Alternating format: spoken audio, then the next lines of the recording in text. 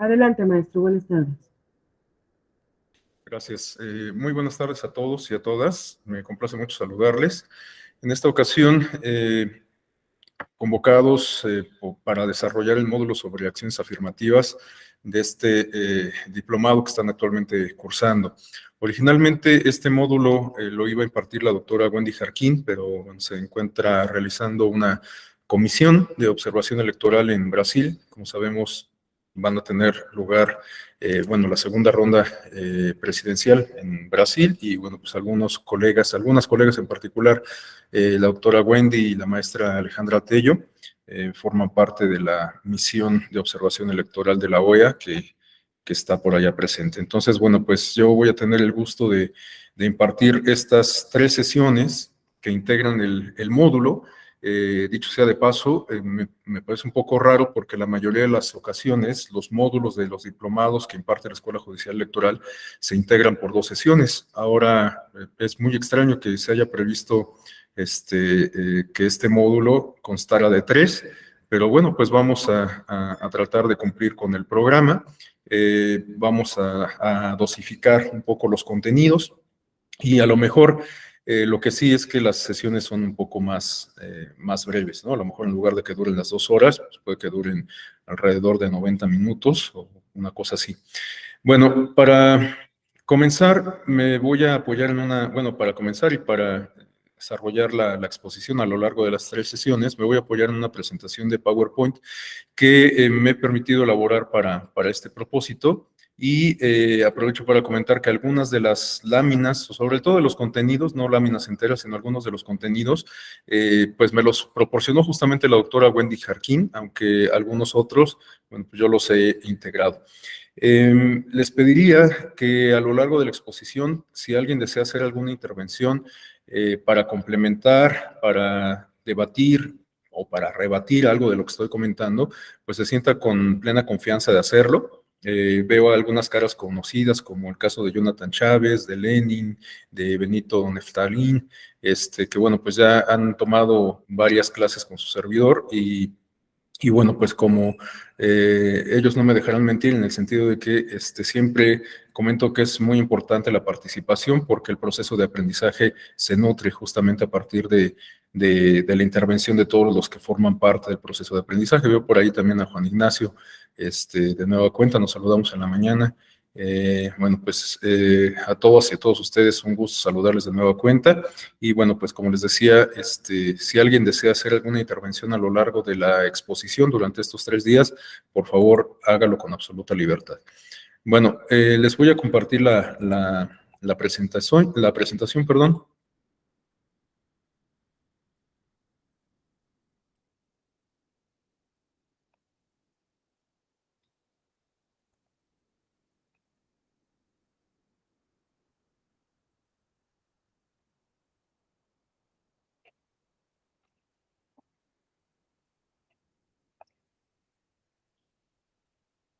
Listo.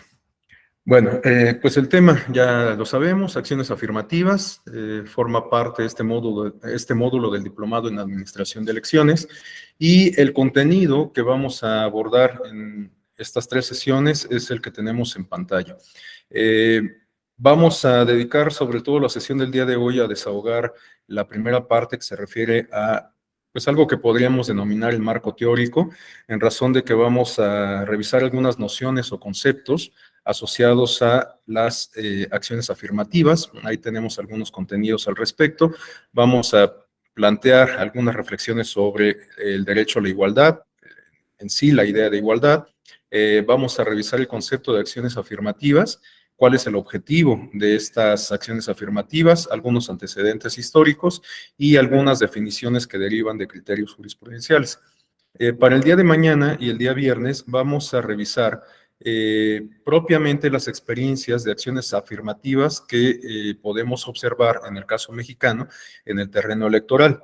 Es decir, cómo a partir de decisiones que han sido adoptadas por la autoridad administrativa representada fundamentalmente por el Instituto Nacional Electoral y por la autoridad jurisdiccional representada por el Tribunal Electoral, principalmente a través de su sala superior, es que hemos logrado adoptar algunas medidas afirmativas en beneficio de algunos colectivos sociales que pudiésemos considerar en situación de vulnerabilidad. Estos colectivos sociales son los que aparecen justamente en la parte inferior de la lámina: personas indígenas, personas con discapacidad, personas afromexicanas, personas de la diversidad sexual que pertenecen a la comunidad LGBT, TTQ y más, personas migrantes y residentes en el extranjero, personas jóvenes, personas adultas mayores, personas en prisión preventiva y niñas, niños y adolescentes. Bueno, ahí se dice jóvenes, pero es más preciso referir a los adolescentes. Yo siempre hago una distinción etaria que, bueno, lejos de parecer una exquisitez, me parece que contribuye a visualizar por segmentos o mejor dicho, los segmentos que integran estos colectivos que se pueden definir mediante estas categorías. Me refiero a que, por ejemplo, en el caso de la niñez, bueno, pues la niñez es un concepto genérico, pero que a lo mejor no resulta tan preciso como para referirse a los adolescentes. Siempre he considerado que es un tanto equivocado, salvo la mejor opinión de todas y todos ustedes, que consideremos en el mismo plano a un adolescente de 17 años que está previo a alcanzar la categoría de ciudadano, en comparación con un niño de 4 o 5 años. Creo que aun cuando, reitero, suele ser común que se incorporen en la misma categoría de niñez, pues la condición etaria sí varía sustancialmente, ¿no? Y también, para continuar con este ejemplo de la niñez, yo siempre suelo utilizar la expresión completa de niñas, niños y adolescentes porque me parece muy importante también visualizar al sector femenino dentro de la categoría de niñez, ¿no? Pues parece como un lugar común, pero no por ello pues tendría que significarnos que no reflexionemos al respecto. Me refiero a que el uso del lenguaje y las conmemoraciones incluso, pues tienen todavía esta carga, digamos, un tanto sexista, patriarcal y demás, y en específico lo comento pensando en este efeméride del Día del Niño, ¿no? O sea, justamente hablamos de un día en donde se supone celebramos a la infancia o conmemoramos a las niñas y a los niños, pero, pero solamente utilizamos la expresión en masculino, ¿no? Entonces, por eso es que yo suelo utilizar esta expresión desencadenada de niñas, niños y adolescentes. Bueno, esto también lo comento porque de alguna manera se relaciona con el contenido que vamos a revisar en estas 3 sesiones. Algunos de los temas que subyacen a el central, que es el de las medidas afirmativas, se refieren, por ejemplo, a la democracia incluyente, la justicia incluyente, lo cual también implica la adopción, bueno, el desarrollo, el fomento y la adopción de un lenguaje incluyente. Hay quienes consideran que, bueno, pues el lenguaje incluyente igual es una exquisitez que no tiene mucho significado, pero en opinión de su servidor, el lenguaje también tiene una enorme carga significante, ¿no? Y para ilustrar, pues podemos retomar este ejemplo que estoy diciendo, ¿no? Cuando pensamos en el Día del Niño, siempre lo planteamos en masculino, en algunas ocasiones puede que demos por hecho que también se incorporen a las niñas, pero no se hace explícito esto, ¿no? Y bueno, pues el lenguaje, a final de cuentas, es un constructo social que por lo tanto no es pétreo, que por lo tanto se puede modificar y que tales modificaciones pues tendrían que responder, creo yo, a las realidades y a los momentos específicos. Es decir, el lenguaje no es anacrónico. No seguimos hablando como se utilizaba el lenguaje en la época de la colonia, así como los ingleses tampoco hablan utilizando el lenguaje de Shakespeare, ¿no? Entonces, el lenguaje, por supuesto, también evoluciona. Y les digo, pues bueno, todo esto lo comento porque estos temas se relacionan con el de la justicia inclusiva, y la justicia inclusiva tiene que ver con los casos particulares que vamos a revisar, sobre todo el día de mañana y el viernes, para advertir cómo las medidas afirmativas se pueden adoptar en beneficio de algunos colectivos sociales en situación de desventaja para el caso mexicano, derivado de criterios jurisprudenciales. Es decir, lo que vamos a ver es cómo se ha materializado la justicia incluyente en experiencias concretas que benefician a estos colectivos sociales. Bueno, Les pediría de antemano que se hagan tanto la idea de que lo que vamos a revisar el día de hoy es justo como una parte teórico-conceptual y que a lo mejor es un poquito pesado considerando el horario. Este horario de inmediatamente después de la hora de la comida es un poquito pesado en algunas ocasiones porque le da a uno lo que se conoce comúnmente como el mal del puerco, ¿no? Hay quienes dicen que en lugar del mal del puerco les da el mal del jabalí porque es como el mal del puerco, pero más salvaje, ¿no? Entonces, bueno, es un horario algo complicado y sobre todo para abordar estas cuestiones teóricas, conceptuales y demás, pero bueno, pues les pediría pues que tengan esto en consideración, que sean pacientes y sobre todo que pues digamos que tengan presente que estas revisiones sobre la teoría y los conceptos nos van a servir de base para abordar ya después los casos prácticos, ¿no? A final de cuentas, pues esos casos prácticos no devienen de la nada, tienen una base teórica, tienen una base conceptual, tienen una base jurídica, una base convencional, constitucional y demás. Entonces, bueno, pues estos contenidos que vamos a revisar a continuación nos sirven justamente como de antesala, como de proemio a los contenidos prácticos que revisaremos los 2 días restantes. Y bueno, para comenzar, pues en la pantalla tenemos algunas notas que retomé de esta obra clásica de John Locke, el Tratado sobre el Gobierno Civil, publicado en 1690, únicamente para rescatar, digamos, la idea de igualdad, porque, bueno, vamos a revisar justamente el concepto de igualdad en términos técnicos, jurídicos, pero pues todo esto parte de una idea básica. Esa idea de libertad, bueno, de igualdad, perdón, pues sabemos que llevamos más de 2000 años desarrollándola desde la Grecia antigua. Tenemos varios apuntes, varios autores que se dedicaron al estudio de este concepto, de esta idea de la igualdad, pero me quise remitir a Locke porque creo que la idea de igualdad que nos resulta más útil, más adecuada hoy en día, encuentra su origen justamente en este pensamiento renacentista ilustrado de el siglo XV en adelante, ¿no? Entonces, bueno, en esta obra del Tratado sobre el Gobierno Civil de 1690 hay una idea toral que se refiere a entender al hombre en estado de naturaleza. Esta es una premisa que también podemos identificar en algunos otros autores como Rousseau o como Thomas Hobbes en particular. Y bueno, me pareció interesante retomar esta idea porque en los planteamientos, sobre todo de Locke y de Hobbes, pues digamos que se plantea un escenario o una hipótesis respecto a cómo se conducirían los hombres, bueno, las personas, ahora para utilizar un lenguaje incluyente, cómo se comportarían las personas ante la ausencia del Estado, ¿no? Entonces, bueno, ya sabemos esta diferencia clásica que se nos enseña prácticamente desde el bachillerato entre el planteamiento de Locke, de Rousseau y de Hobbes, en el entendido de que, por ejemplo, para Hobbes el hombre es malo por naturaleza, en el caso de Locke el hombre es bueno por naturaleza, en el caso de Rousseau, bueno, el hombre no es bueno ni malo, sino que es una hoja en blanco y puede escribir su propio derrotero, ¿no? Bueno, pero hay algunos elementos comunes, por lo tanto, en las teorías planteadas por estos 3 autores. Y uno de esos elementos se refiere a esto que yo les comentaba, al estado de naturaleza. Y me pareció interesante, como les decía, retomar la idea porque en este escenario hipotético que desarrolla ampliamente Locke, pensando en que el Estado no existiera, cómo se comportaría el hombre, pues hay estas 2 ideas que se asocian con derechos que hoy distinguen a las democracias contemporáneas. Estamos hablando del derecho a la libertad y el derecho a la igualdad.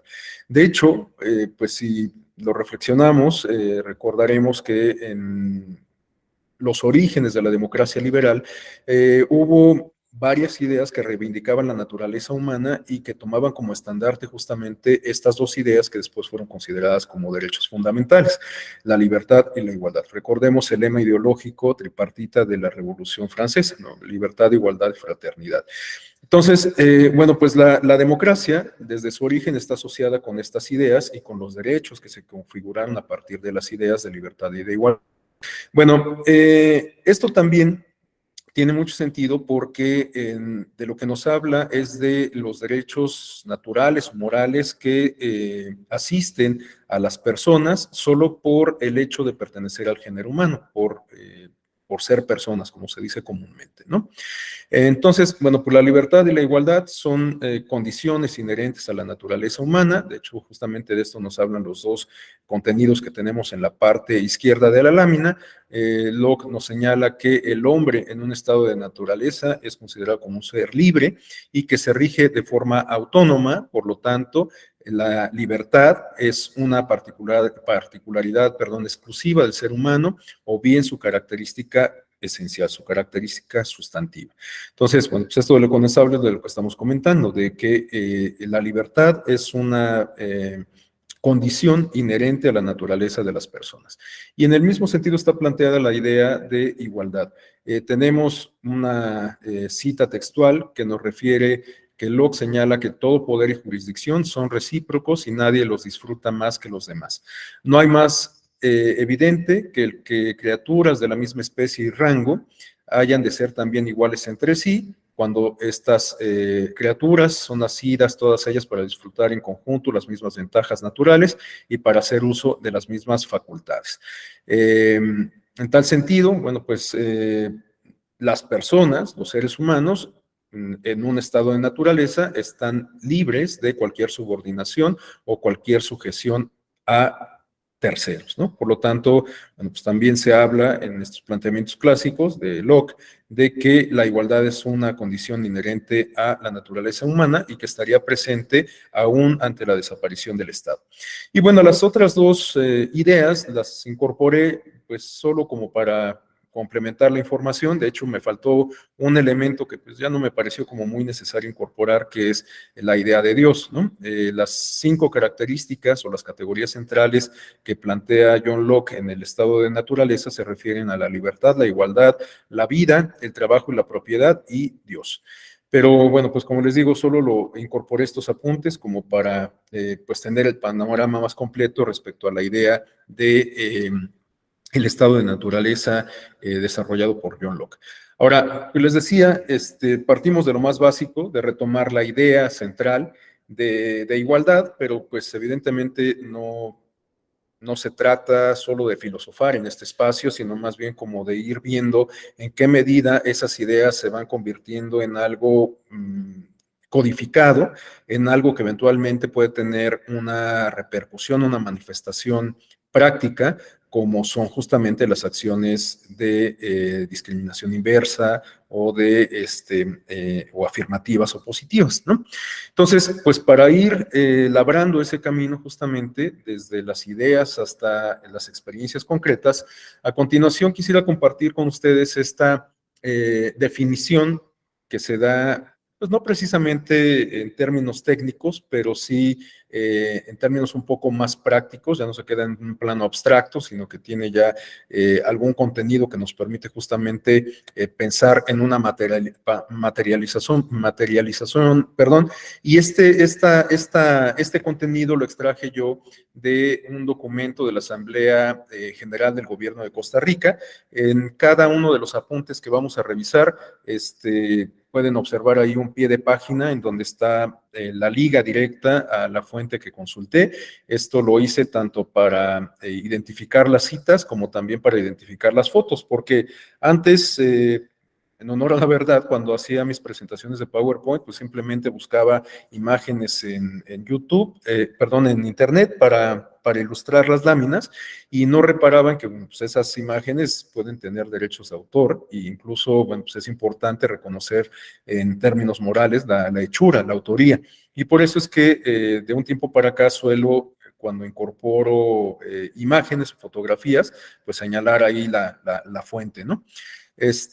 Bueno, este apunte, como les decía, lo extraje de este documento disponible en la página de la Asamblea de Costa Rica y tenemos esta definición pues un tanto más concreta de la igualdad.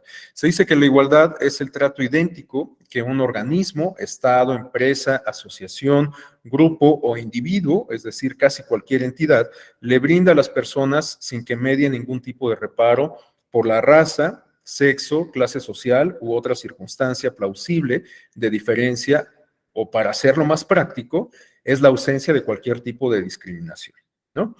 Y a continuación viene una idea mucho más concreta, creo yo. El derecho a la igualdad es aquel derecho inherente, ahí retomamos parte de lo que comenzamos a exponer en la lámina previa, que tienen todos los seres humanos a ser reconocidos como iguales ante la ley y de disfrutar de todos los demás derechos otorgados de manera incondicional, es decir, sin discriminación por motivos de nacionalidad, raza, creencias o cualquier otro motivo. Bueno, aquí encontramos ya una vinculación con la ley. Ya no solamente estamos hablando con una idea de que se queda en la abstracción, no solamente estamos hablando de derechos morales, de derechos naturales, sino estamos ya hablando de que eventualmente y de hecho es lo deseable, que esta idea de igualdad se incorpore en instrumentos de derecho positivo. Bueno, ¿cuáles pueden ser estos? En la actualidad, pues, todos lo sabemos, la Constitución, las convenciones internacionales, los tratados internacionales en general, y las leyes que emanen de unos y otros, ¿no? Para el caso mexicano, pues sabemos que justamente este conglomerado pues representa el marco jurídico de toda la nación y que este marco jurídico ha incorporado de manera fehaciente una perspectiva de derechos humanos. Eso lo podamos advertir de manera muy nítida a partir de la reforma de junio del año 2011 en materia constitucional y también a partir de lo resuelto por la Suprema Corte de Justicia de la Nación en el caso Rosendo Radilla, el expediente Varios 912, y también lo resuelto por la Corte Interamericana en el caso Radilla contra México, ¿no? A partir de esos tres factores, bueno, pues ahora estamos instalados en esto que se ha dado por denominar muy pomposamente un nuevo paradigma en materia de derechos humanos. Pero bueno, me vuelvo a centrar en el punto de vincular esta idea de derechos naturales ya con una noción de derecho positivo, es decir, con instrumentos escritos, derivados de procesos deliberativos, en algunos casos, bueno, pues con este matiz, esta característica parlamentaria, en otros casos, pues a partir del consenso de las naciones, el consenso de los estados en la comunidad internacional, etcétera. Bueno, a partir de esta idea de igualdad y no discriminación, de igualdad, sí, de igualdad y no discriminación, tenemos algunos otros contenidos igualmente codificados en algunos instrumentos que vamos a revisar con mayor detalle a continuación. Y bueno, pues para ello, en esta lámina quisiera compartirles este apunte sobre la opinión o que se refiere a la opinión consultiva, un extracto de la opinión consultiva 1803 de la Corte Interamericana de Derechos Humanos, que nos aporta igualmente una noción, aunque un poco más, pues igualmente con carácter un poco más técnico, de igualdad.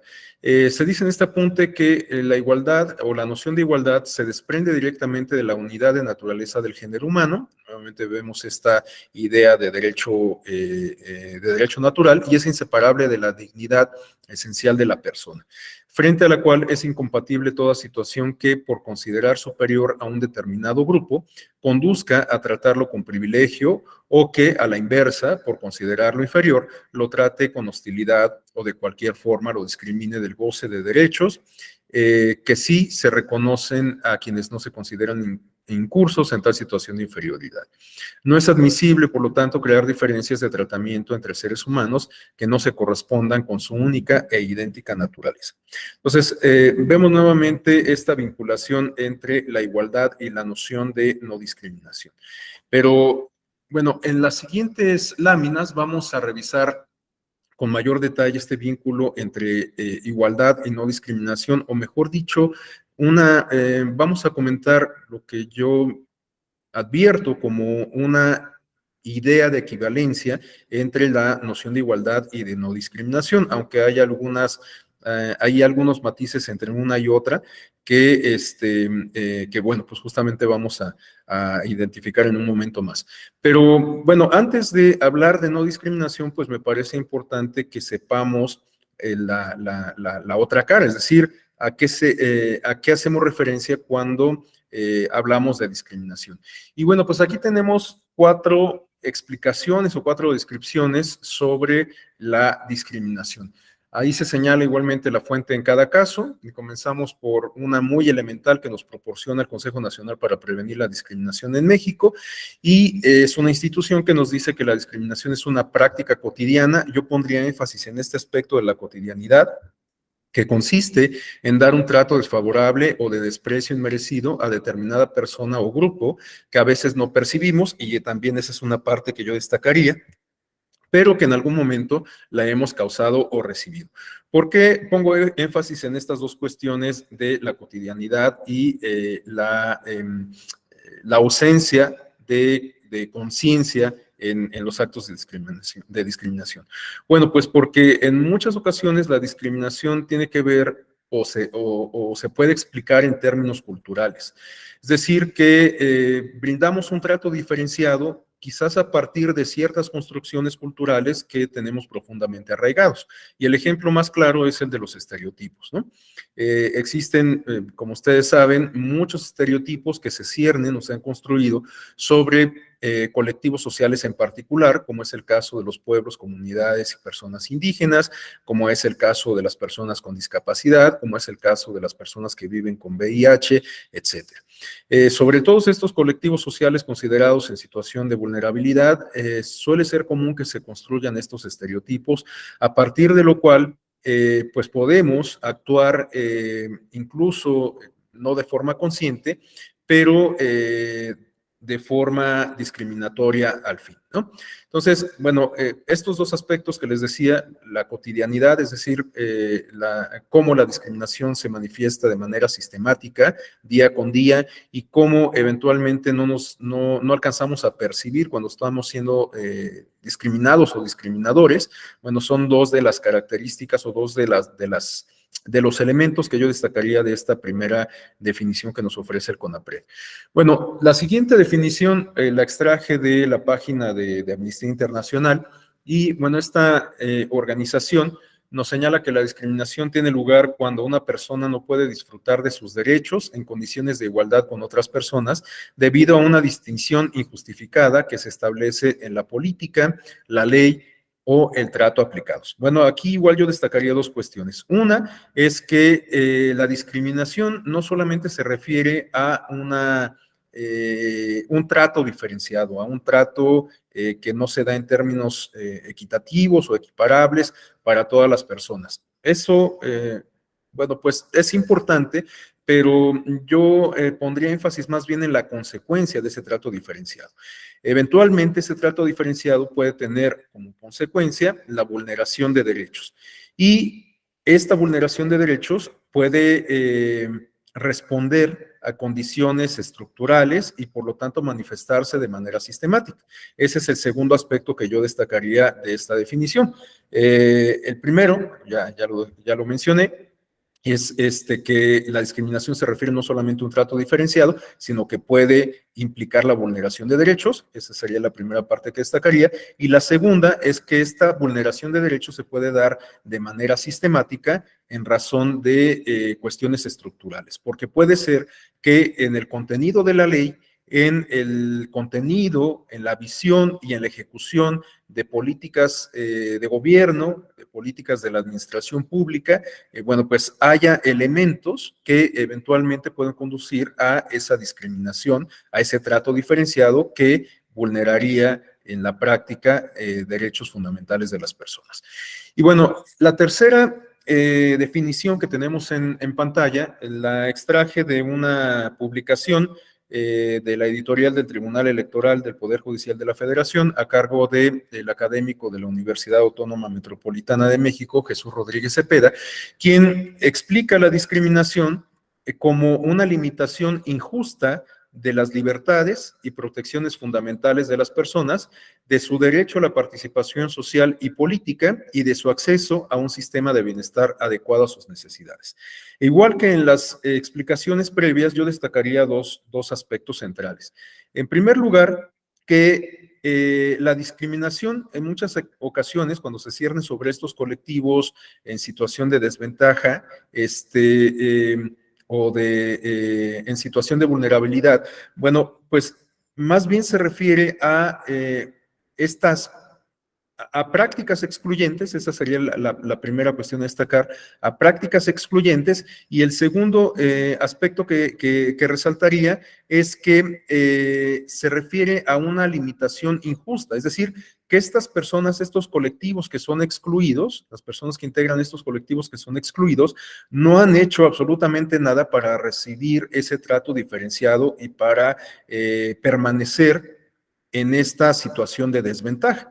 Entonces, esa situación de desventaja es a todas luces inmerecida, ¿no? O sea, la única causa de sufrir esa, bueno, no quisiera simplificarlo demasiado, pero la principal causa de sufrir discriminación consiste en haber nacido con alguna característica que de hecho otorga identidad a la persona y que, bueno, pues eventualmente puede convertirse en un estigma y con ello, alentar la discriminación. Entonces, si uno nació en una comunidad, en un pueblo indígena, bueno, pues ese distintivo que me da identidad puede ser que se convierta en un factor de discriminación en sí mismo.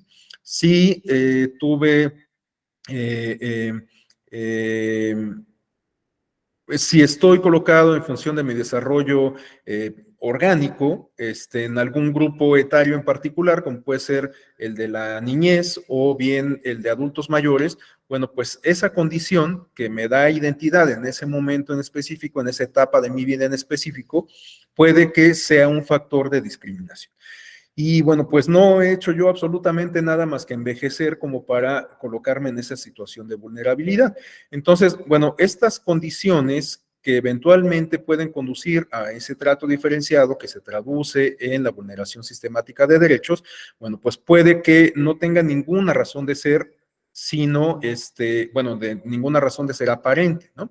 Me refiero a que pues, no es un castigo, ¿no? Nadie quiere envejecer y recibir un trato excluyente al hacerlo, sino simplemente, bueno, pues uno recibe en algunas ocasiones ese trato diferenciado en atención a los constructos sociales, sobre todo de tipo cultural, que pues generan este tipo de estereotipos y que eventualmente pues conducen a las personas a actuar de determinada forma, ¿no?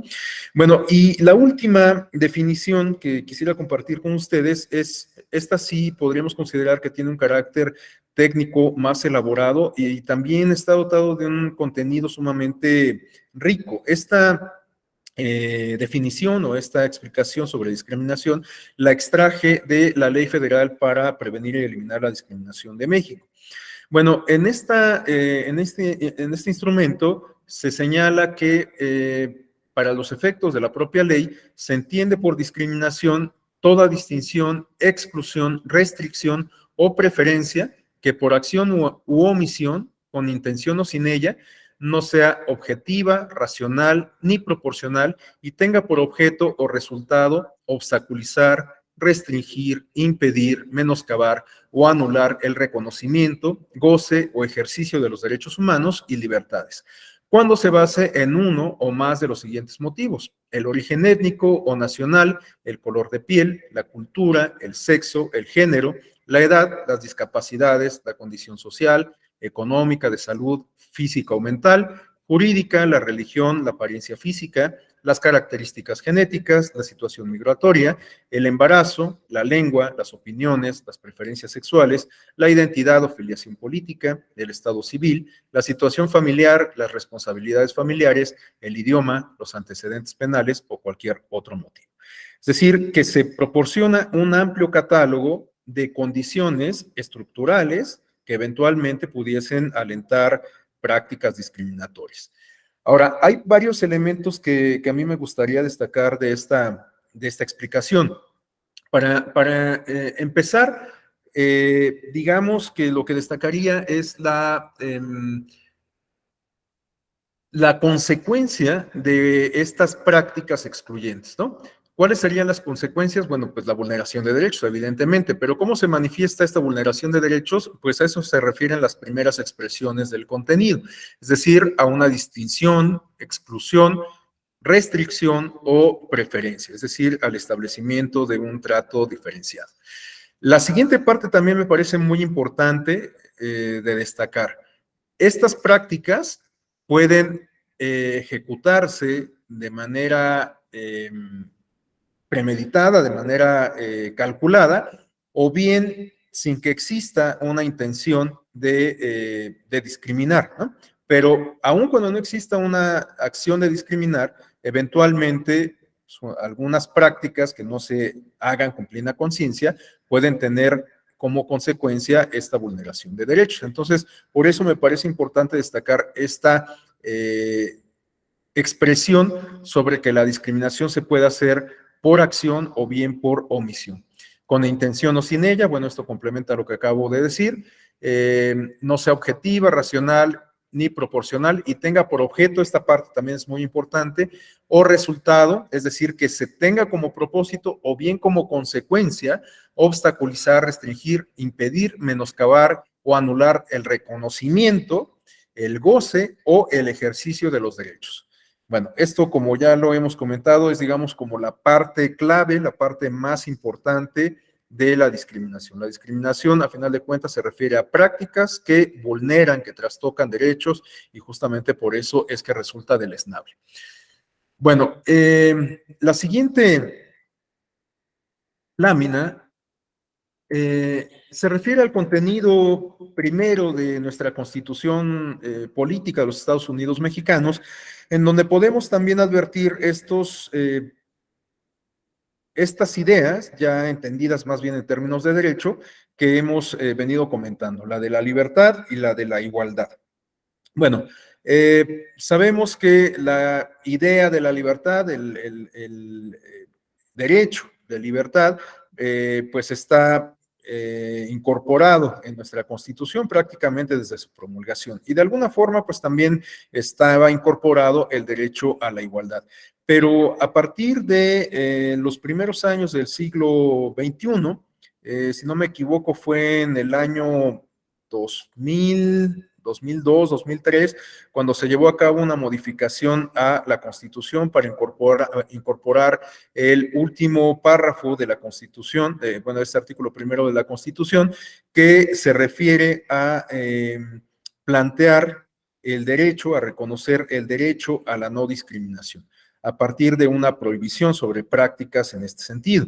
En tal orden de ideas, tenemos que este último párrafo del artículo primero de la Constitución nos habla de que está prohibida cualquier discriminación motivada por origen étnico o nacional, el género, la edad, las discapacidades, la condición social, las condiciones de salud, la religión, las opiniones, las preferencias sexuales, el estado civil o cualquier otra que atente contra la dignidad humana y que tenga por objeto, aquí solamente se señala que estas conductas tienen por objeto y se soslaya, digamos, la otra parte que sí nos señala el contenido de la ley en la materia, que tenga por objeto o consecuencia, ¿no? Menoscabar, anular o violentar, pues, los derechos y libertades de las personas. Entonces, bueno, pues aquí este contenido podríamos entenderlo no solamente como un equivalente a la igualdad, sino también como una suerte de metaderecho, en el entendido de que en la medida de que se prohíbe un trato diferenciado que pudiera trastocar los derechos y libertades de las personas, bueno, pues estas estarían en mayor posibilidades, ante la ausencia de esa amenaza, de tener mejores oportunidades de desarrollo. Es decir, que si excluimos las prácticas discriminatorias a partir de esta disposición con rango constitucional, bueno, pues puede ser que se abran las puertas en muchos sentidos para el desarrollo de absolutamente todas las personas, de tal suerte que cualquier persona con discapacidad pudiera tener más posibilidades de incorporarse al mercado laboral o al sistema educativo, a los espacios de educación superior, que las personas que profesan alguna religión y que son consideradas minorías, bueno, pues igualmente esta condición no represente ningún obstáculo para acceder a esta igualdad de oportunidades, etcétera, ¿no? Entonces, bueno, como les comento, la discriminación pudiera ser entendida no solamente como un equivalente al derecho a la igualdad, sino también como una suerte de metaderecho que podría permitir el acceso y el ejercicio a derechos de distinto orden, como puede ser la educación, el empleo, la salud, etcétera. Bueno, como la propia ley y la Constitución nos lo señalan, y bueno, ya lo había yo adelantado en algún sentido, estas características que eventualmente pueden servir para dar identidad o son útiles, son distintivos para dar identidad a las personas, al mismo tiempo pueden constituirse en factores de discriminación. En tal sentido, la condición etaria, como lo he comentado ya reiteradamente, puede ser un factor de discriminación para el caso de niñas, niños, adolescentes, jóvenes y adultos mayores. O también la condición de discapacidad, como lo señala tanto la Constitución como la ley, puede ser un factor que coloque a amplios sectores de la población en condiciones de vulnerabilidad. Lo mismo podemos observar para el caso de las minorías religiosas, para el caso de las personas, pueblos y comunidades indígenas, para el caso de las mujeres, con todo y que las mujeres no pueden ser consideradas una minoría en razón de que representan más del 50% de la población de nuestro país. Bueno, a pesar de ello, las mujeres están en una situación de vulnerabilidad. También podemos incorporar en este conglomerado de colectivos en situación de vulnerabilidad a las personas migrantes y refugiadas, a las personas naturalizadas, a las personas en situación de calle, a las personas que viven con VIH, incluso a las trabajadoras del hogar. Estos son los principales colectivos que se encuentran en condiciones vulnerabilidad de acuerdo a la perspectiva del Consejo Nacional para Prevenir la Discriminación. Bueno, como vamos a ver en las sesiones del día de mañana y de pasado mañana, hay algunos de estos colectivos que se han visto beneficiados mediante la aplicación de medidas afirmativas en materia electoral para que tengan una representación política efectiva en los espacios de toma de decisión, sobre todo los de representación política, es decir, en los órganos parlamentarios. Hay algunos de estos colectivos identificados por el CONAPRED que bueno, pues no han sido beneficiados en materia electoral por la aplicación de estas medidas afirmativas, como es el caso de las niñas, niños y adolescentes, porque pues, evidentemente quienes integran este colectivo no ostentan la categoría de ciudadanos, de ciudadanas, y por lo tanto, pues no están en posibilidades ni de votar ni de ser votados. Eso no quiere decir que no se hayan adoptado desde o en el terreno de lo electoral, desde la óptica, desde la perspectiva de las autoridades administrativas y jurisdiccionales, algunas políticas, algunos criterios que beneficien a las niñas, niños y adolescentes desde el ámbito de competencia de estas autoridades. Vamos a revisar el día de mañana, o el día viernes, según conforme vayamos avanzando, el caso de las niñas, niños y adolescentes cuando se les involucra en actividades de corte proselitista por parte de partidos y candidatos. Hay toda una línea jurisprudencial construida por el Tribunal Electoral del Poder Judicial de la Federación de protección y tutela a este colectivo social cuando se les involucra, como lo he comentado, en actividades de corte proselitista. Entonces, bueno, vamos a revisar algunos casos en este sentido y esto solamente lo señalo para, pues, enfatizar esto que ya comentaba sobre que aun cuando no todos los colectivos sociales identificados como vulnerables o como en situación de vulnerabilidad se han visto beneficiados de manera directa por medidas afirmativas en el ámbito electoral, pues esto no quiere decir que pues sean invisibles, que no estén en el radar de las instituciones electorales, ¿no? Bueno, por el momento solamente dejamos este catálogo en términos enunciativos, pero como les digo, en las sesiones posteriores vamos a revisar algunos casos concretos de la adopción de acciones afirmativas para algunos de ellos.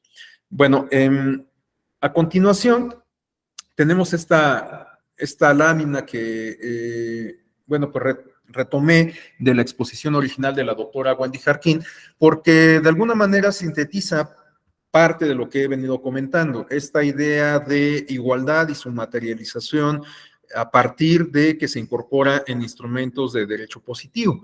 Bueno, esta incorporación de la idea de igualdad en instrumentos codificados, por supuesto que tiene una importancia sumamente relevante.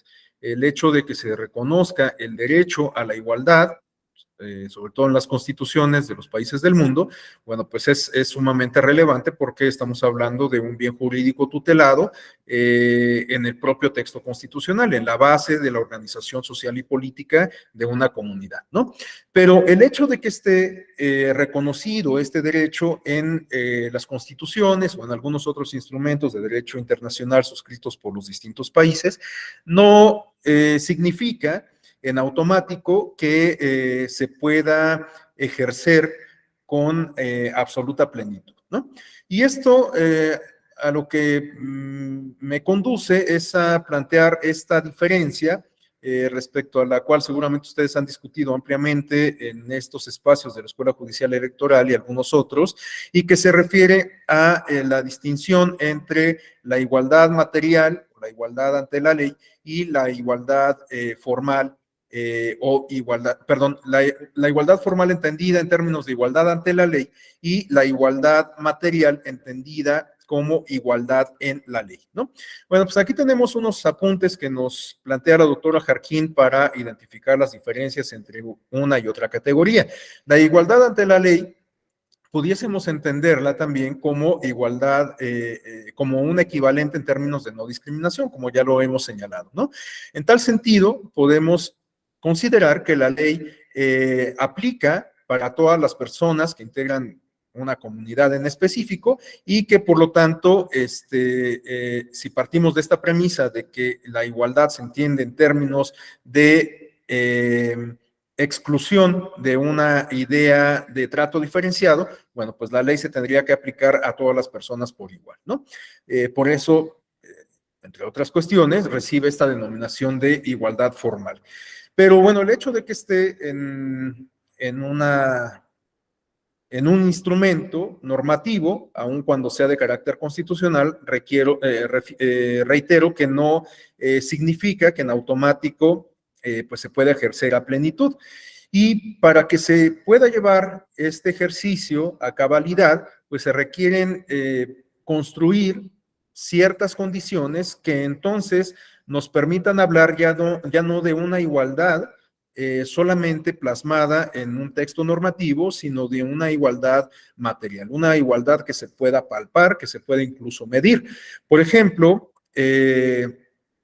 aunque reconozco que es un planteamiento un tanto forzado, pudiésemos pensar que la pobreza, a final de cuentas, es una problemática que nos refleja un déficit de igualdad, que nos habla sí, un déficit de igualdad, que en realidad de lo que nos habla es de un fenómeno que no permite que todas las personas tengan la misma vida en términos materiales y en términos de decoro, en términos de satisfacciones básicas, ¿no? Me refiero a que, bueno, pues para no ir lejos, la experiencia de México nos habla de que hay enormes diferencias en términos de igualdad material porque la distribución de la riqueza no se hace de forma equitativa.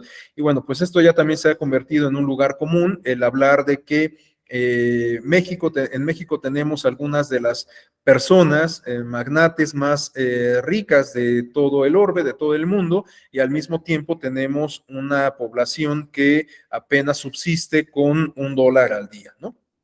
Entonces, Esto de lo que nos habla, pues, es de una desigualdad material. Entonces, aun cuando en la Constitución tengamos una prohibición a la discriminación, entendida también en términos estructurales, y cuando, a pesar de que en la Constitución se consagra el derecho a la igualdad, el derecho a la libertad, etcétera, aun cuando exista en la propia Constitución este reconocimiento a el contenido de los tratados internacionales como norma vigente en nuestro país, bueno, pues a pesar de ello, la realidad nos refleja un panorama completamente distinto, ¿no?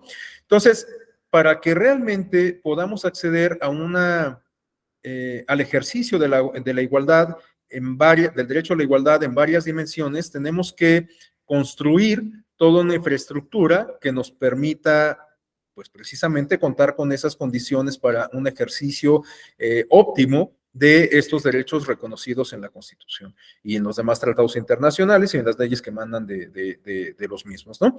Porque si no, pues pareciera como que todo se queda en letra muerta y hasta pensando igual, reitero, el tratamiento, el argumento es un tanto forzado, pero pudiésemos pensar entonces que hasta se viola la Constitución un tanto, ¿no? Porque pues los derechos están reconocidos, pero no se cumplen, ¿no?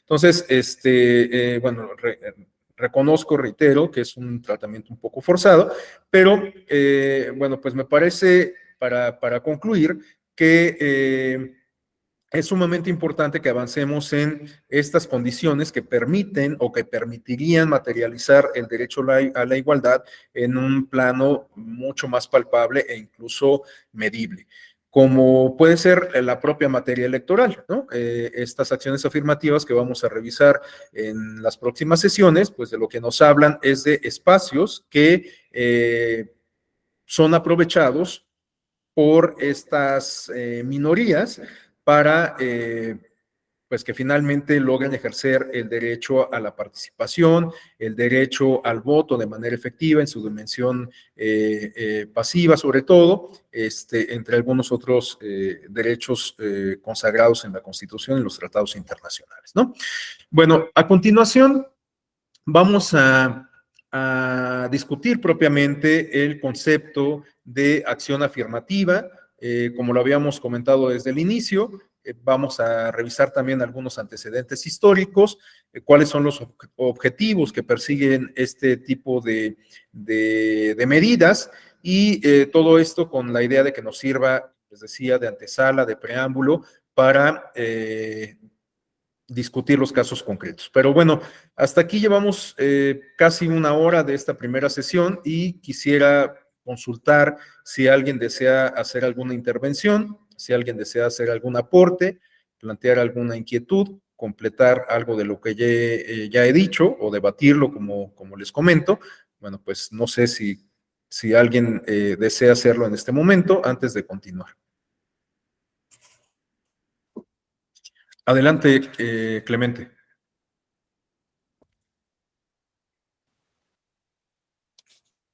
Adelante, Clemente Cristóbal.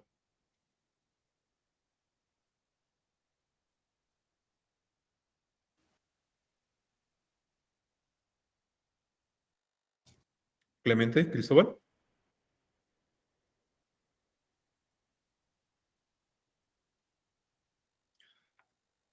No, creo que se arrepintió, ¿verdad?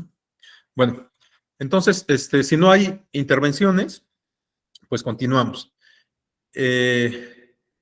No se escucha. Pues yo sugeriría en algunas ocasiones,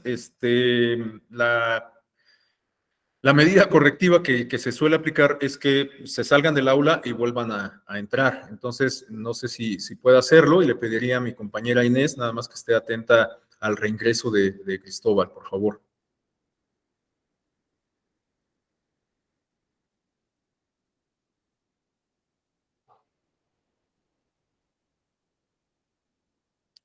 Bien, mientras regresa Clemente, pues vuelvo a consultar si alguien tiene alguna intervención. Ok.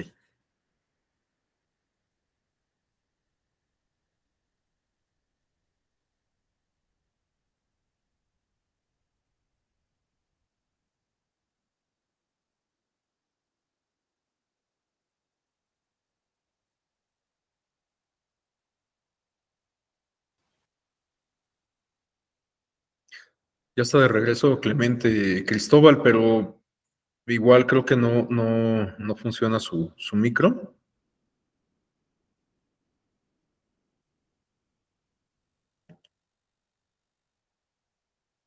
Bueno, no hay problema, Clemente. Si usted me lo permite, al final de la sesión podemos abrir otro espacio de interacción y bueno, con todo gusto le cedemos el uso del micrófono. Bueno, entonces continuamos con el concepto de acción afirmativa. Bueno, en las siguientes láminas vamos a revisar igual algunas definiciones de acción afirmativa, algunas que pues yo consulté en algunas fuentes y otras que simplemente retomé de la exposición original de la doctora Jarquín, como es el caso de estas dos primeras que tenemos en pantalla.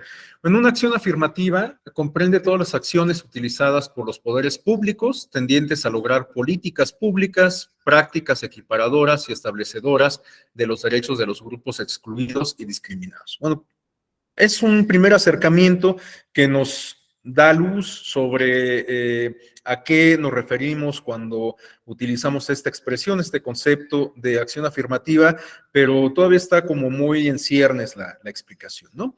Eh, la siguiente descripción pues también colabora a ir allanando el camino sobre el contenido de las acciones afirmativas. Esta, bueno, la doctora Jarquín la extrajo de algún documento de la Organización de las Naciones Unidas, en donde se señala que es un conjunto coherente de medidas de carácter temporal dirigidas específicamente a remediar la situación de los miembros del grupo a que están destinadas en un aspecto o varios aspectos de su vida social para alcanzar la igualdad efectiva. Bueno, esta definición, a pesar de que es breve, creo que ya tiene varios contenidos, varios elementos que son distintivos, que son inherentes, característicos de las acciones afirmativas. En primer lugar, creo que vale la pena destacar el carácter temporal. Una acción afirmativa, por definición, tiene que ser temporal, porque si una acción afirmativa que busca beneficiar a un colectivo en específico perdura de manera indefinida a lo largo del tiempo, a lo mejor después de cierto transcurso del propio tiempo, se puede convertir en una discriminación en sí misma, ¿no? Pensemos, por ejemplo, en un caso hipotético en donde se adoptan medidas afirmativas en beneficio de las mujeres. Para citar un ejemplo muy claro, pensemos en estos concursos del servicio profesional electoral que han sido dirigidos exclusivamente a mujeres. Bueno, el fondo de ese tipo de medidas afirmativas consiste justamente en generar condiciones de igualdad material para las mujeres, partiendo de la premisa de que representan un colectivo en situación de vulnerabilidad. Bueno, nos dice José Alfredo que ya llevan 7 años. Bueno, estoy hablando también de una situación temporal, pero no tanto de años, no tanto de décadas, perdón, de meses ni de años, sino más bien de décadas. Porque lo que quiero decir es que estas medidas afirmativas están pensadas para generar ese piso mínimo de igualdad y solamente hasta que se alcance ese piso mínimo de igualdad, entonces tendrían que desaparecer las medidas afirmativas, ¿no? Por ejemplo, para citar otro caso, ahora que la Cámara de Diputados está, bueno, la Cámara de Diputaciones, para usar lenguaje incluyente, está integrado prácticamente en mitad por mujeres y por hombres, a lo mejor dentro de poco tendría que desaparecer la medida afirmativa, aunque en realidad yo no estoy muy seguro, porque la integración paritaria de la Cámara fue un poco por mandato judicial o un mucho por mandato judicial, ¿no? A partir de la decisión que adoptó la Sala Superior en la asignación de escaños de representación proporcional que había hecho previamente el Instituto Nacional Electoral. Entonces, actualmente tenemos esa característica paritaria en la Cámara de Diputaciones, pero no es precisamente que de manera pues digamos como sistemática, de manera natural, se haya logrado esa integración paritaria. Entonces, quizás ese tipo de criterios se tengan que seguir manteniendo durante, no sé, 3, 6, 12, 18 años. A lo mejor, si después resulta que ya las mujeres son mayoría en la Cámara de Diputaciones, pues a lo mejor ya tendría sentido que desapareciera algunas de esas medidas afirmativas. Pero reitero, ese piso mínimo de igualdad, pues va a tomar muchísimo tiempo para que se logre establecer, porque recordemos lo que he venido comentando insistentemente, la discriminación que se cierne sobre estos colectivos sociales, incluidas las mujeres, a pesar de representar más del 50% de la población, responde a cuestiones estructurales, ¿no? Para seguir con el ejemplo de las mujeres, seguimos presentando el fenómeno del techo de cristal, ¿no? O sea, sigue habiendo, bueno, ahora ya tenemos un mayor número de mujeres incorporadas a los espacios de la Administración Pública Federal, sobre todo a partir de que se llevó a cabo esta reforma de paridad en todo del año 2019, si no me equivoco, fue cuando se hizo.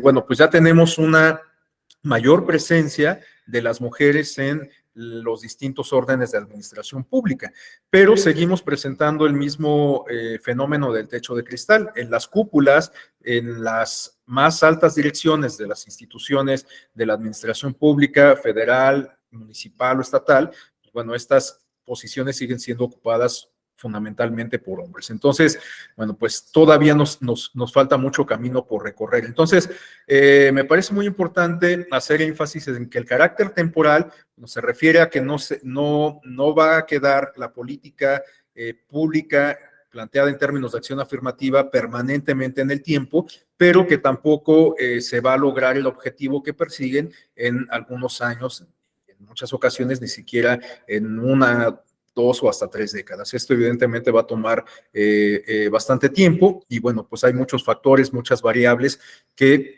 finalmente van a terminar por definir hasta cuándo se puede mantener una política de acción afirmativa, en fin, e incluso en algunas ocasiones cabe la posibilidad de que desaparezca, que se suprima la medida de acción afirmativa y después si la tendencia vuelve a manifestarse, bueno, pues es necesario volver a adoptar la medida de acción afirmativa. Este tipo de ejemplos ya lo hemos visto en algunos países europeos, sobre todo cuando hablamos de cuotas, que bueno, el concepto de cuotas también lo vamos a comentar en un momento más.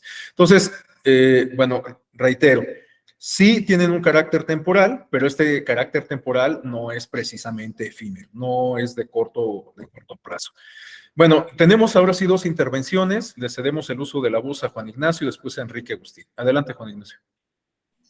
Sí, muchas gracias. Con respecto a esta última parte que estabas comentando, maestro, a mí me parece que para que pudiera desaparecer la acción afirmativa en razón del género, en materia exclusivamente electoral, tendrían que desaparecer los bloques de competitividad y forzar para que en determinado, por lo menos en 150 distritos, el total de las candidaturas fuera mujer.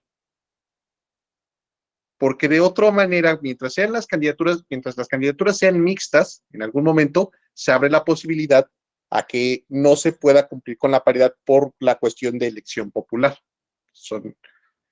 Y yo lo veo, y la ventaja que yo veo en el sentido de desaparecer los bloques es que desaparecerían muchas de las causales que generan violencia política en razón de género, porque pones a competir entre iguales, cosa que hoy no está sucediendo en la legislación. Entonces, pareciera que hay ciertos principios que son nobles, pero que generan ciertos escenarios de violencia. Esa es la opinión al respecto.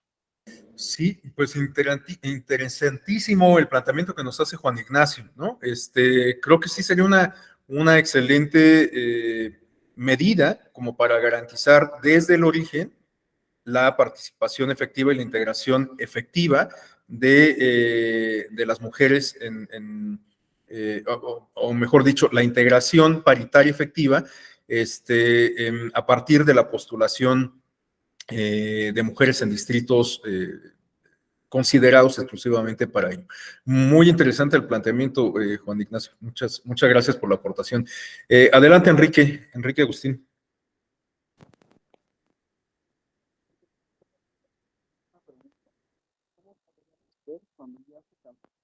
El nivel de igualdad.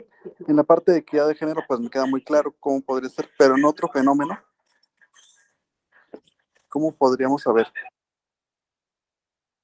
Perdón, no escuché muy bien. ¿Podría repetir la intervención? Sí, con mucho gusto. Comentaba, o mi pregunta se refería a cómo podemos saber cuando ya se alcanzó el nivel de igualdad y que ya no se necesita aplicar la acción afirmativa. En la parte de equidad de género me queda muy claro, pero en otro fenómeno, ¿cómo podríamos saber? Sí, bueno, pues pues esta es una de las preguntas de los 64,000, ¿no? O sea, en realidad, ¿cuándo vamos a saber si los pueblos, comunidades y personas indígenas ya están en un plano de igualdad material en los distintos ámbitos de la vida pública, ¿no? Porque, bueno, estamos hablando sobre todo de la materia electoral. Los casos que vamos a revisar son de la materia electoral, pero estas cuestiones estructurales que hemos señalado se pueden manifestar de muy distinta forma, desde la exclusión a los espacios laborales, a los espacios educativos. Tenemos infinidad de experiencias que nos dan cuenta de la discriminación que se observa en niñas, niños y adolescentes que no son bilingües, que solamente hablan su lengua, que no hablan castellano, ¿no?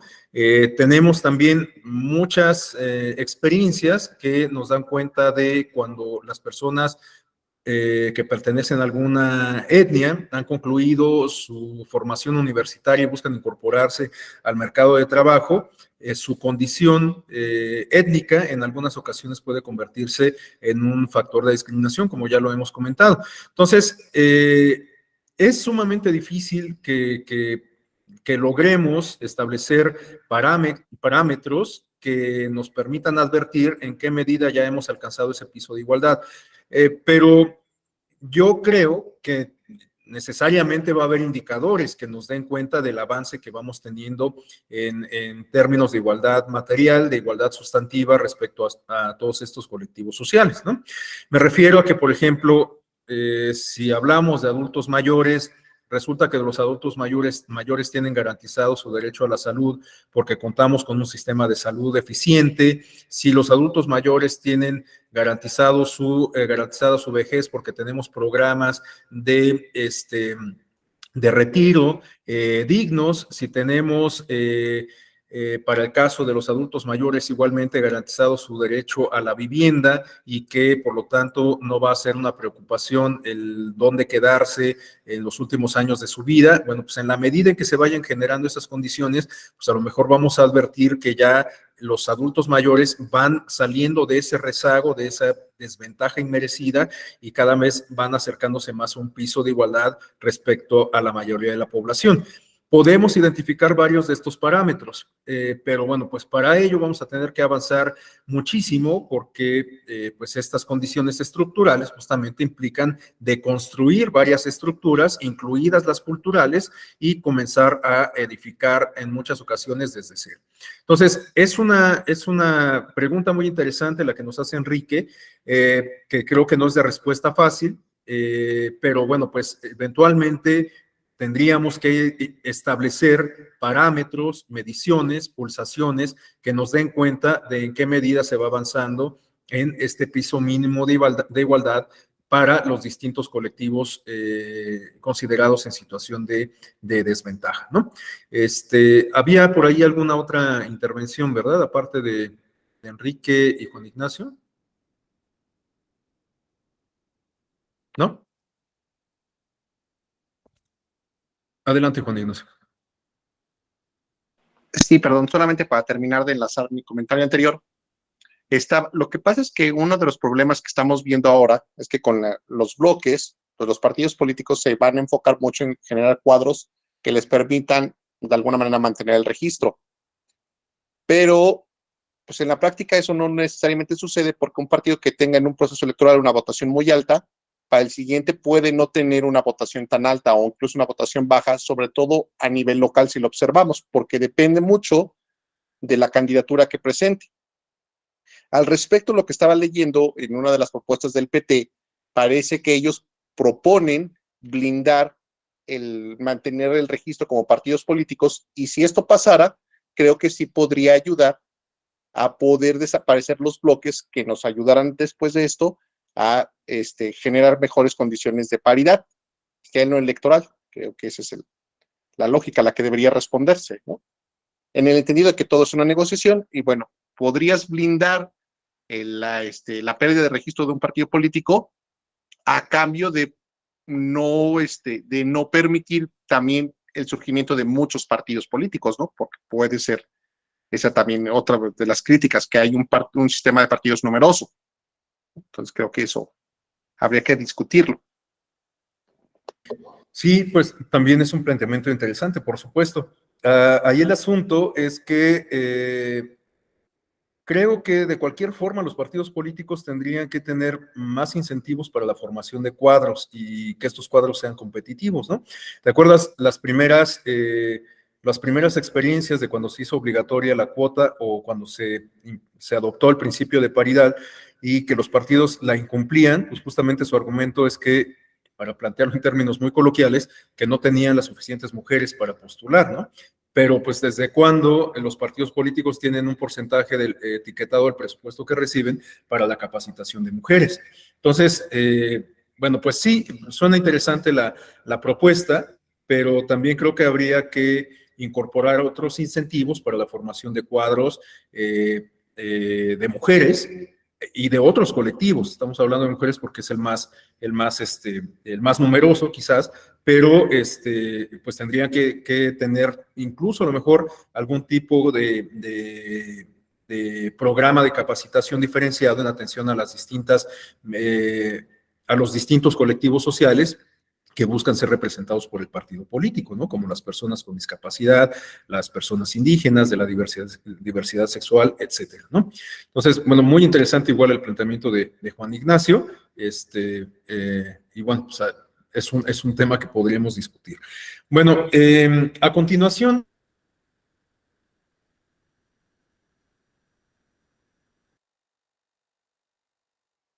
Su micro. El micrófono. Ay, perdón. No escucharon nada de lo que dije, ¿verdad? Bueno, simplemente decía que era muy interesante la propuesta de Juan Ignacio, pero bueno, pues tendríamos que complementarla con otros elementos. Y bueno, pues a lo mejor está la ocasión que ni pintada por la reforma electoral, pero yo creo que este tipo de cosas no van a formar parte de la discusión, no sé por qué tengo esa percepción. Bueno, para complementar estos apuntes, nada más quisiera hacer referencia a la imagen que se acompaña o bueno, que acompaña estos apuntes en la lámina y que pues es una cancha dispareja. Esto para ilustrar a través de una metáfora justamente esta diferencia sustancial, esta diferencia estructural que pueden presentar algunos colectivos sociales, como ya lo hemos comentado insistentemente, y cómo las condiciones de igualdad, las condiciones de ese piso mínimo que yo he venido comentando, tienen que contar con ciertas características o con ciertos presupuestos, porque se tiene que considerar justamente esa desventaja ancestral y no pensar que, bueno, pues vamos a poner un punto de partida desde el cual vamos a comenzar a avanzar en condiciones de igualdad. Y bueno, yo para ilustrar estas ideas un tanto revueltas que estoy exponiendo, hace rato pensaba no solamente en la metáfora de la cancha dispareja, sino en una metáfora que en algún momento fue planteada por José Woldenberg y que yo tropicalicé hace rato en mi cabeza, teniendo en mente el evento de la Fórmula 1 que se va a llevar a cabo este fin de semana. Estaba pensando esta metáfora planteada por Woldenberg en el sentido de que imaginemos que tenemos a dos pilotos de Fórmula 1 que tienen la misma capacidad, que tienen la misma experiencia, que son igualmente exitosos, y justamente estaba pensando en el equipo de Red Bull, ¿no? De Max Verstappen se llama, y el Checo Pérez, ¿no? Los dos son pilotos excelentes, conforman una dupla magnífica, etcétera, ¿no? Pero pensemos que se pone, que organizamos una carrera en donde van a competir los dos, pero Max utiliza su monoplaza de Fórmula 1 y al Checo lo ponemos a conducir un Suro, ¿no? O sea, pues creo que el resultado es muy predecible, ¿no? O sea, a pesar de que los dos tienen en apariencia las mismas condiciones para competir, hay un factor determinante que lo que va a dar como resultado, pues es una diferencia abismal entre uno y otro de los competidores, ¿no?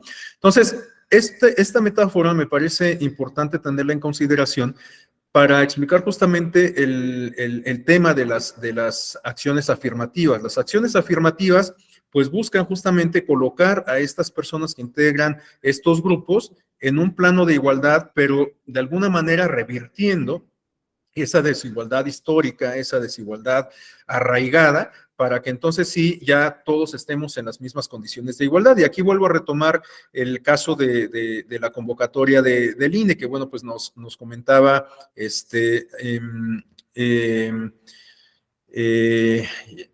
creo que ya borré la conversación, nos comentaba Agustín, ¿no? José Alfredo, ¿no? De que ya llevan 7 años estas convocatorias exclusivas para mujeres del servicio profesional. Bueno, esto reitero, lo explicaría igualmente, esta inquietud la retomaría para utilizar esta metáfora, ¿no? Yo creo que todavía las mujeres no han logrado subirse a un monoplaza de Fórmula 1, siguen estando en su sur, por lo tanto, bueno, pues no es que estén partiendo propiamente del mismo punto, ¿no? Creo que tendríamos que seguir avanzando en este tipo de medidas hasta considerar que las mujeres ya cuentan con su monoplaza y entonces van a competir ahí sí de tú a tú con el género masculino, ¿no? Perdón por la metáfora tan burda, pero creo que esto ilustra parte de lo que estoy comentando. Bueno, a continuación, tenemos algunas otras definiciones sobre las acciones afirmativas. Las dos primeras igualmente son, bueno, no autoría, pero sí las extraje de los apuntes de la doctora Jarquín. Son dos definiciones que nos proporcionan Roberto Saba y David Greenwald. El primero nos señala que las acciones afirmativas se refieren a regulaciones o políticas estatales que tienen como finalidad brindar un trato preferencial a una persona por ser parte de un grupo de individuos que ha resultado y sigue siendo víctima de un trato excluyente, sistemático e histórico.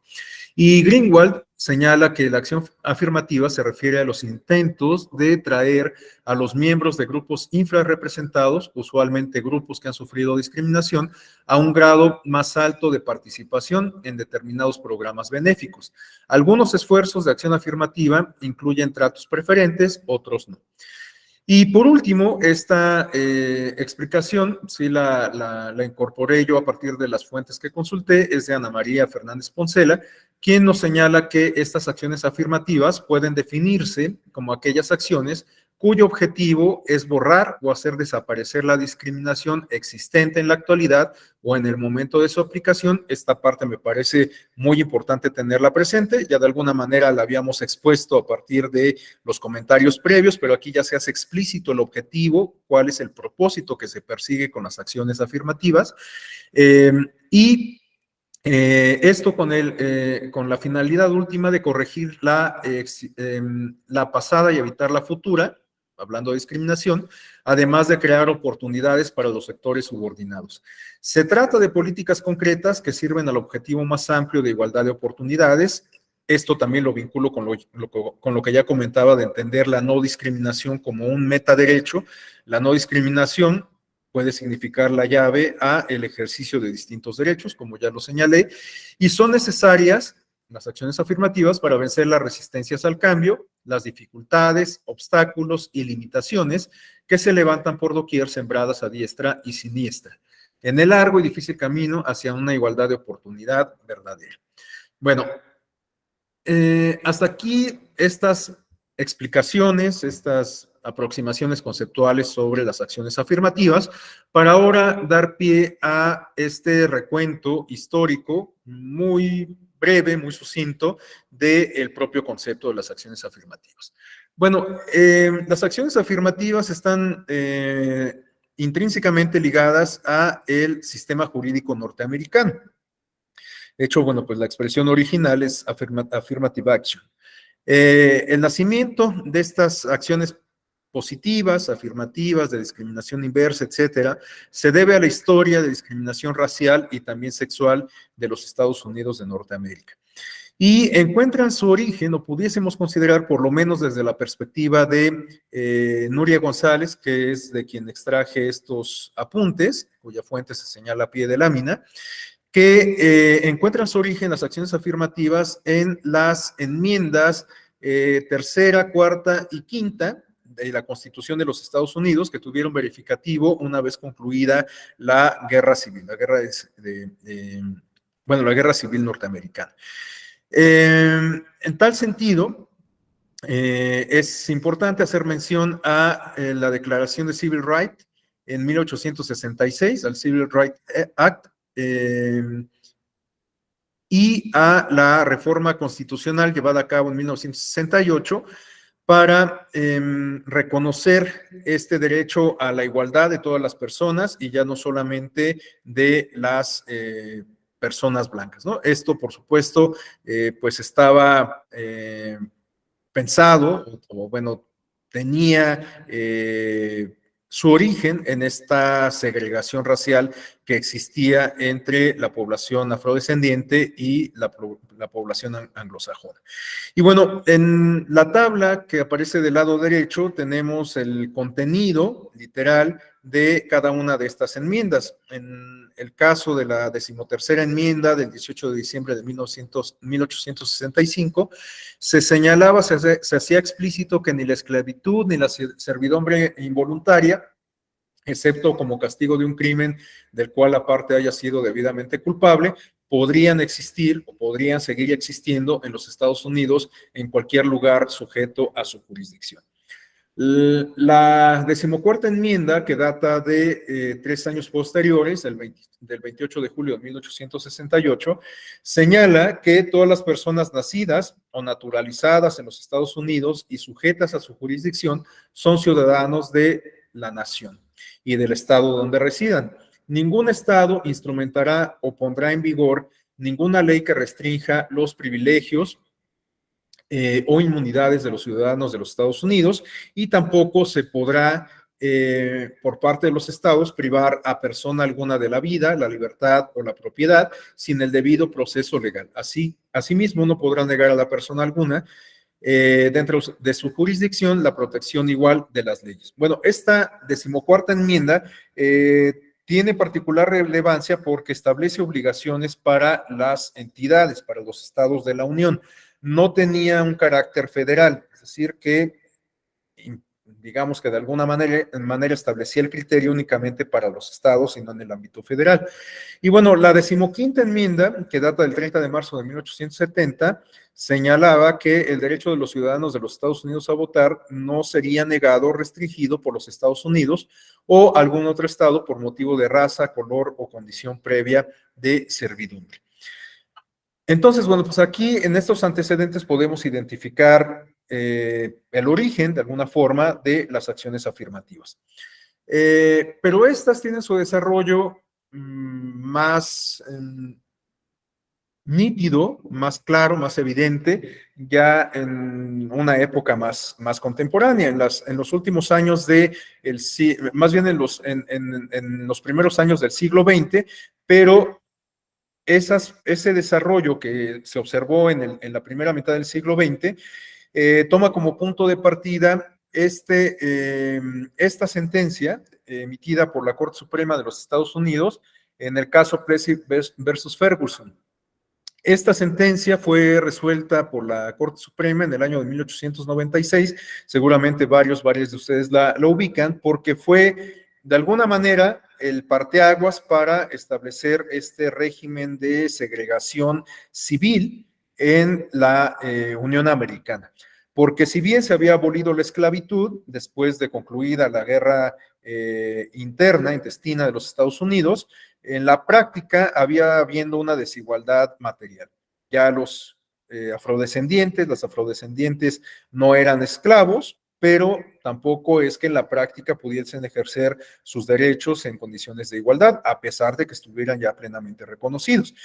Y esta sentencia, pues como les decía, tiene particular relevancia porque lo que resolvió la Suprema Corte de los Estados Unidos es que no había que la diferencia que se establecía entre blancos y negros en realidad no representaba una situación de vulneración de derechos, ¿no? De hecho, pues esto se puede advertir en las citas textuales que tenemos en el segundo párrafo de la lámina. La Corte sostuvo que la segregación impuesta por el Estado, debida a leyes que exigían la separación, no necesariamente implicaba la inferioridad de una raza frente a otra. La Corte señalaba que una distinción que se funda en el color de las dos razas y que debe siempre existir, en tanto que los hombres blancos se distingan de la otra raza por el color, no tiende de manera alguna a destruir la igualdad legal de las dos razas o a establecer un estado o restablecer un estado de servidumbre involuntaria.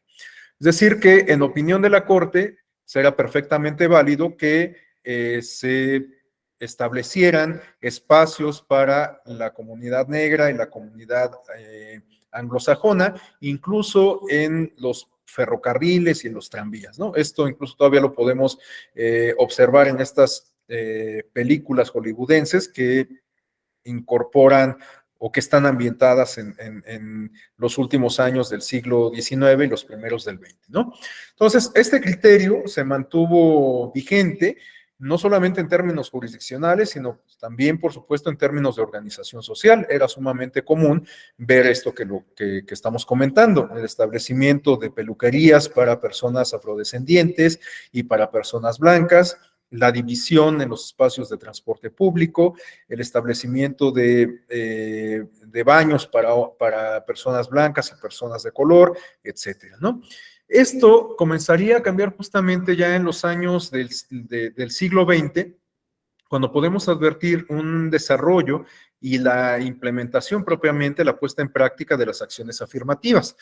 El primer antecedente más contemporáneo de esto lo encontramos en el año de 1941 con la Orden Ejecutiva 8202 promulgada por el presidente Roosevelt en el marco de la Segunda Guerra Mundial. Esta orden ejecutiva adopta una prohibición de discriminación racial aplicada a todas las empresas armamentísticas que quisieran suscribir un acuerdo con el gobierno de los Estados Unidos. Bueno, esta orden ejecutiva puede tener varias aristas de análisis, algunas pues un tanto contrapuestas, porque por un lado, pues tenemos que puede ser, esta es una interpretación propia, puede ser que el presidente de los Estados Unidos, que pues, encabezaba la nación, estaba incursionando en una guerra mundial, pues necesitara de un impulso a la industria armamentística para pues, contar con el arsenal necesario y poder afrontar la guerra. Por lo tanto, pues a lo mejor la industria armamental tendría que contar con una mano de obra más numerosa, de tal suerte que pues convenía que se incorporara a la población económicamente activa, sobre todo en la industria de las armas, a la población afrodescendiente, ¿no? Entonces, puede ser, reitero, esta es una interpretación propia, que hubiera ahí más bien una intención no de generar estas condiciones de igualdad para la población afrodescendiente, sino más bien que se viera esta medida como como un beneficio para impulsar la industria armamentística y con ello pues fortalecer o impulsar la fuerza militar de los Estados Unidos, ¿no? Pero pues también está la otra cara, la cara optimista. Puede ser que si haya habido ahí una intención objetiva, clara, de reconocer en la práctica el derecho a la igualdad de la población afrodescendiente. Y que por lo tanto, pues si la industria armamentística era la que mayormente estaba en boga durante esa época, de la que más se necesitaba en ese momento, pues a lo mejor el establecer como incentivo para las empresas pertenecientes a este rubro que para que se pudiese suscribir un acuerdo con el gobierno de los Estados Unidos, un acuerdo comercial, era indispensable suprimir cualquier práctica discriminatoria, pues a lo mejor, pues bueno, esto resultó benéfico, bueno, no a lo mejor, sino que al final de cuentas resultó benéfico para la población afrodescendiente. Entonces, haya sido que hubo una intención legítima o no, haya sido que el resultado derivó de una decisión más bien de tipo político y no más bien de convicción civil, como quiera que sea, bueno, pues esta determinación del presidente Roosevelt de alguna manera marcó el inicio del desarrollo de las acciones afirmativas en toda forma durante el siglo XX en los Estados Unidos. Después de este evento, tenemos lo resuelto por la Corte Suprema de los Estados Unidos en el año de 1954, en el caso Brown versus Board of Education of Topeka, en donde se declaró inconstitucional la segregación en las escuelas, derogando la teoría contenida en la sentencia Plessy versus Ferguson de 1896. Esta que ya revisamos en la lámina previa y que, como lo comentábamos, marcó el inicio de la segregación civil de la población norteamericana afrodescendiente. Bueno, pues este paradigma se modificó justamente con este evento, con la resolución de la Corte del caso Brown versus Board of Education de Topeka en Kansas. Para quienes sepan del common law, pues seguramente conocen esta experiencia. Para quienes no, pues es importante señalar que lo que resolvió la Corte fue justamente que había una discriminación sistemática que vulneraba los derechos de la población afroamericana a partir de las condiciones de segregación material, porque en particular Ferguson y algunas otras familias afrodescendientes se quejaron ante la Corte Suprema porque resulta que los hijos, las niñas del matrimonio Ferguson tenían una escuela prácticamente enfrente de donde ellos tenían su domicilio, pero por esta cuestión de la segregación racial tenían que desplazarse en transporte público varios kilómetros para llevar a sus hijas a una escuela que era exclusiva para la población afrodescendiente. Entonces, pues ahora, claro, nos parece un absurdo que teniendo una escuela enfrente, pues se tuviera que viajar miles, bueno, no miles, sino algunos kilómetros para llevar a sus hijas a una escuela distinta, exclusiva para la población afrodescendiente. Bueno, pues seguramente, así como ahora nos parece absurdo, en ese momento también a la familia Ferguson y a la familia Brown y algunos otros les parecía igualmente absurdo y promovieron este recurso, este juicio ante la Suprema Corte, y finalmente la Corte votó por unanimidad en el sentido de cederles la razón a el matrimonio Ferguson. Entonces, esta determinación de la Corte Suprema de los Estados Unidos significó un cambio de paradigma respecto a el que se había establecido a partir de lo resuelto por la propia Corte en el caso Plessy versus Ferguson. Y a partir de esta sentencia del año de 1954, comenzaron a adoptarse algunas medidas de acción afirmativa cada vez con mayor recurrencia.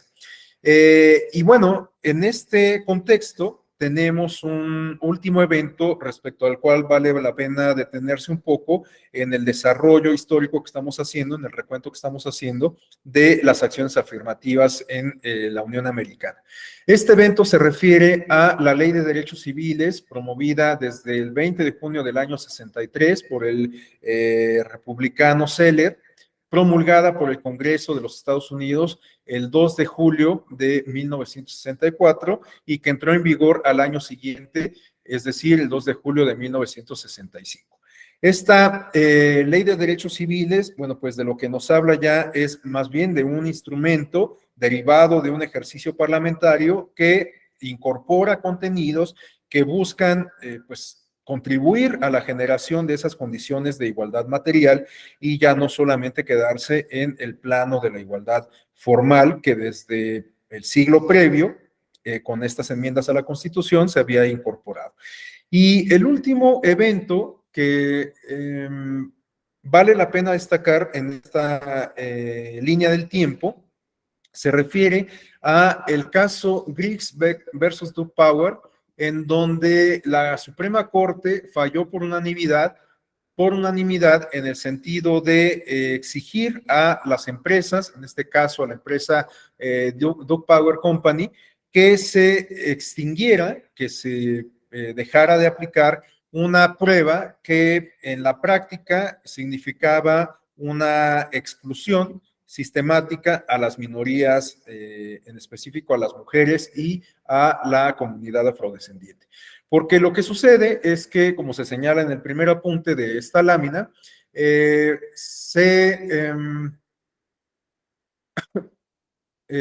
bueno, no creo que no incorporé en qué consistía el caso, pero bueno, lo que ocurría es que la empresa solicitaba una prueba de inteligencia y un certificado de educación para, como parte de sus procesos de reclutamiento. Y esto evidentemente colocaba en una situación de desventaja a las minorías étnicas y raciales de los Estados Unidos, porque quienes tenían más posibilidades de acceder a el sistema educativo, pues evidentemente era la población blanca anglosajona, ¿no? Entonces, minorías como los afrodescendientes, como los latinos y las propias mujeres, considerando la época, porque bueno, pues sabemos que las mujeres igual han sido sujetas a esta condición de desigualdad estructural desde tiempos ancestrales y no ha sido sino hasta épocas recientes que estas condiciones han comenzado a revertirse. Bueno, pues todavía en los años de 1960, 1970, las mujeres eran sistemáticamente excluidas del sistema educativo. Por lo tanto, al no tener un certificado escolar, pues eran excluidas también de los procesos de reclutamiento. Entonces, la Suprema Corte falló en ese sentido de exigir a las empresas, comenzando por Doug Power, que suspendieran, que cancelaran estas exigencias que en la práctica se traducían en una situación de exclusión, ¿no? La empresa argumentaba que pues, en realidad no había una política de exclusión como tal, porque pues, los requisitos eran universales, aplicaban para cualquier aspirante, pero la Corte fue sensible a la realidad que existía en ese momento.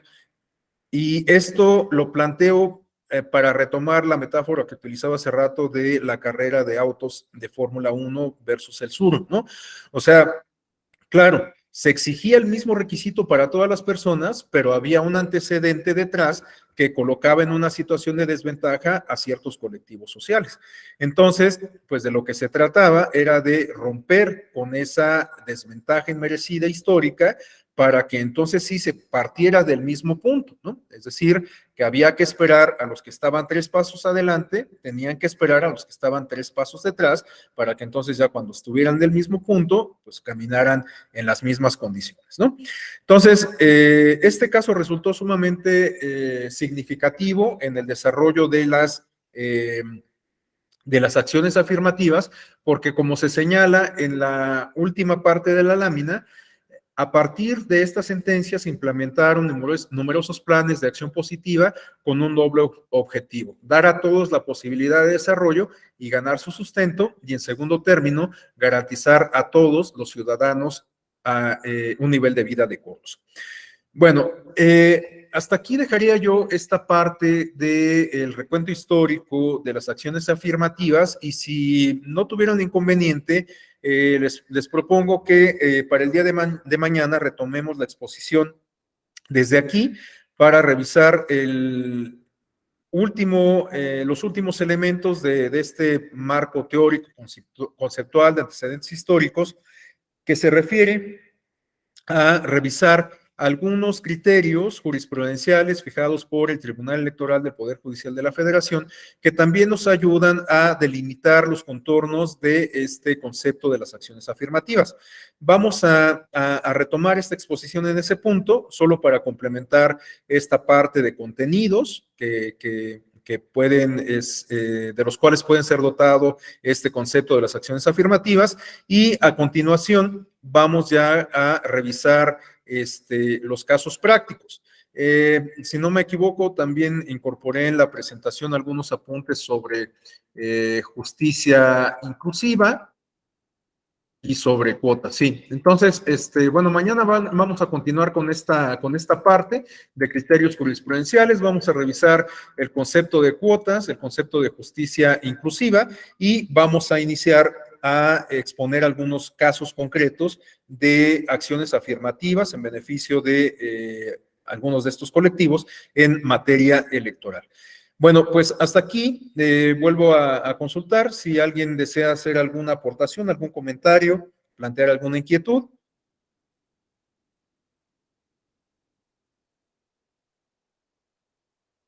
Bien, pues si no hubiera, adelante, César. Sí, gracias, maestro. Nada más para corroborar, del ejemplo que nos puso de los 70s de Estados Unidos, es en el ámbito privado, ¿no? No veo que haya ejemplos de acciones afirmativas al sector público en Estados Unidos, o sí los hay.